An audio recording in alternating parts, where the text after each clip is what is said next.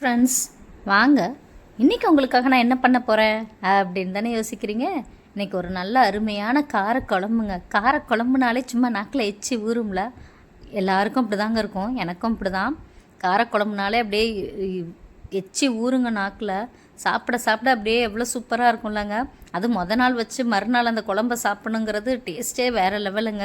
காரக்குழம்பாக இருக்கட்டும் இல்லை மீன் குழம்பாக இருக்கட்டும், ரெண்டுமே அந்த மாதிரி தாங்க. நாள் வச்சு மறுநாள் சாப்பிட்றங்கிற அந்த சுகமே தனிங்க. இதுக்காகவே நான் கொஞ்சம் ஃப்ரிட்ஜில் எடுத்து வச்சுருவேங்க. வாங்க ரெசிபிக்குள்ளே போகலாம்.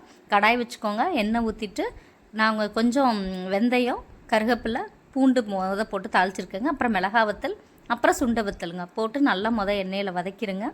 வதக்குனதுக்கப்புறம் வெங்காயம், தக்காளி போடுங்கங்க. நல்லா வதங்கட்டுங்க. இந்த மாதிரி கொஞ்சம் நேரம் அது வரைக்கும் பொறுமையாக இருங்க. ரொம்ப அவசரமாக எல்லாத்தையும் போட்டுறாதீங்க, அப்புறம் அந்த அளவுக்கு டேஸ்ட் இருக்காது குழம்பு. வதங்கினதுக்கப்புறம் இப்போ வெங்காயம் போடுங்க. வெங்காயமும் கொஞ்சம் நல்லா வதங்கணும்.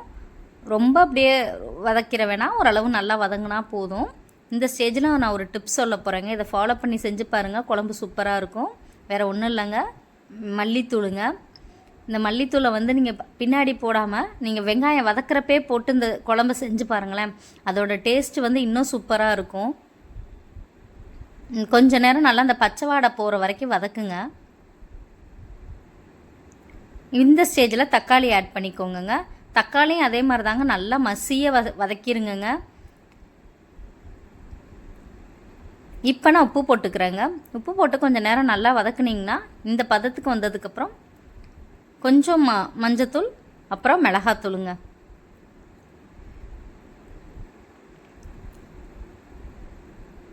மிளகாத்தூள் நான் எல்லா வீடியோலையும் சொல்கிற மாதிரி தாங்க. இது ரொம்ப என்னோடது காரம் இருக்காது, வீட்டிலே அரைச்ச மிளகாத்தூள். உங்களோட மிளகாத்தூளுக்கு உங்கள் காரத்துக்கு ஏற்ற மாதிரி நீங்கள் பார்த்து போட்டுக்கோங்க. நல்லா கொஞ்சம் மிளகாத்தூள் போனதுக்கப்புறம் அந்த பச்சை வாடை போகிற வரைக்கும் கொஞ்சம் நேரம் வதக்குங்க. இதில் தாங்க இன்னொரு டிப்ஸு, எடுத்தோடனே புளியை ஊற்றிடாதீங்க. கொஞ்சம் நேரம் தண்ணி ஊற்றி நல்லா கொஞ்சம் இந்த எண்ணெய் கக்கி வரும்லங்க, நம்ம ஊற்றின எண்ணெய் வெளியில் வரும்ல, அந்த கொஞ்சம் நேரம் ஒரு 2 நிமிஷம் வரைக்கும் சும்மா அந்த இதிலே வதக்குங்க. வதக்குனிங்கன்னா அந்த பச்சை வாடை போயிருங்க. போனதுக்கப்புறம் புளியை ஊற்றுங்க. புளியை ஊற்றிட்டு நல்லா கொதிக்க விடுங்க. இந்த குழம்பே வதக்கிறதுலையும் இந்த புளி கொதிக்கிறதுலையும் தாங்க அது டேஸ்டே இருக்குது. இந்த அளவு கொதிக்க விட்டுட்டு கடைசியாக இறக்க போகிறப்ப கொஞ்சமாக வெல்லம் போட்டு ஒரு வெல்லம் போட்டு ஒரு 5 நிமிஷம் 10 நிமிஷம் கொதிக்க விடுங்க. அதுக்கப்புறம் போதும், குழம்பு ஆஃப் பண்ணிடலாம். குழம்பு ரெடி ஆயிடுச்சு. நல்ல சூடான சாதத்துக்கு போட்டு ஒரு அப்பளத்தோடு சாப்பிட்டு பாருங்களேன். இதுக்கு ஈடுனா வேறு எதுவுமே கிடையாதுங்க. டேஸ்ட் அந்த அளவுக்கு அள்ளுது. செஞ்சு பார்த்துட்டு எனக்கு கமெண்ட் பண்ணுங்கள். என் வீடியோவை ஷேர் பண்ணுங்கள். என் சேனலை சப்ஸ்கிரைப்